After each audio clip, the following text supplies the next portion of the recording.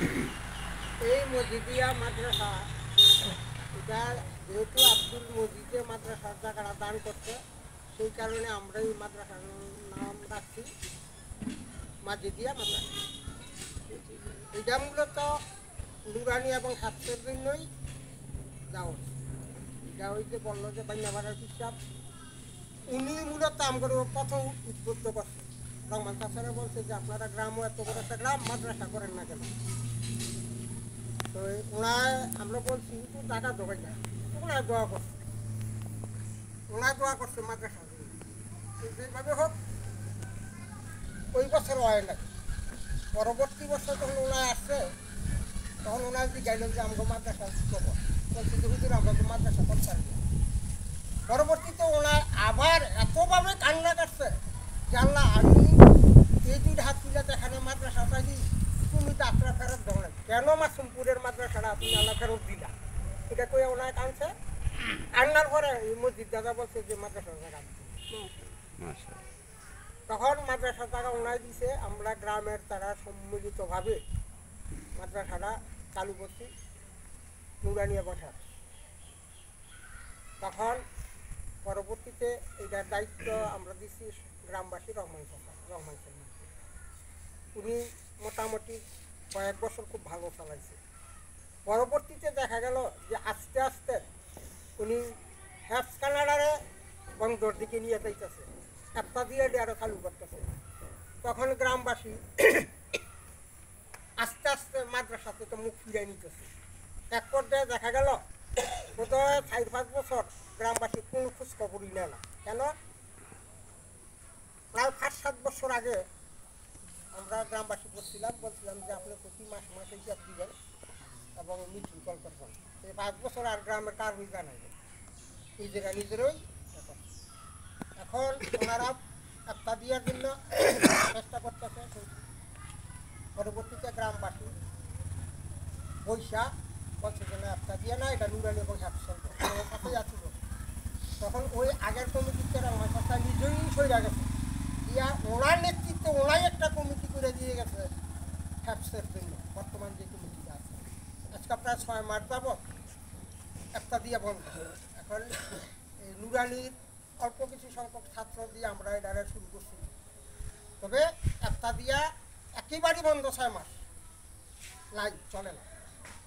তারপরে আমরা যখন উপজেলা যাই, জেলায় যাই, তখন শুনি যে কিছু কিছু লোক একটা দেওয়ার জন্য চেষ্টা করতেছে। কে বা কারা এটা কিন্তু আমরা খবর লয়ে দেখি যে আসলে ভাই না, আমরা কোথায় চেষ্টা করতেছে এটা আমরা আপনাদের মাধ্যমে যারা সাংবাদিক আছেন এইটা আমরা জানাইতে চাই যে আসলে তারা, যেহেতু এই গ্রাম এই সমাজ রহমান চাচা সহ নিজে কমিটি করে দিল একটা নুরানি এবং হ্যাপসের জন্য, এখন বা কারা কেন চেষ্টা করতেছে এইটাই জানানোর জন্য মূলত। পরবর্তীতে যদি এমনটা হয় আমরা কি পদক্ষেপ নিব, প্রয়োজনে আমরা উপজেলা এবং ডিস্ট্রিক্টে বা যেখানে যেখানে যাওয়ার দরকার আমরা সেখানে যাব, প্রতিবাদ করব। যেহেতু গ্রামবাসীটা হ্যাপস এবং নুরানি এইটার আয়ের উৎস হইল গ্রামবাসী দান খরাতের মধ্যে মাত্র খরা তর্ক এবং এই যে শান্তি টাকার এক ভাবটা উনি পিএফ থাকে, উনি মোটামুটি পিএফের একটা ভাগ থেকে উনি মোটামুটি ভাবে মাথা খাওয়ার জন্য সমাজ এবং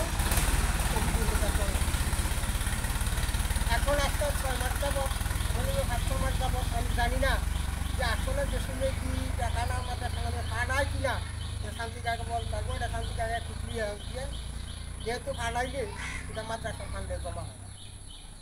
যেহেতু মাদ্রাসার ফান্ডে জমা হয় না, যদি না ফাঁড়ায় থাকে এটাও করবেন। আর ফাঁড়াইলে কেন মাদ্রাসার ফান্ডে জমা হয় না এটার একটা ব্যাখ্যা শান্তি জায়গার কাছে আশা করবো।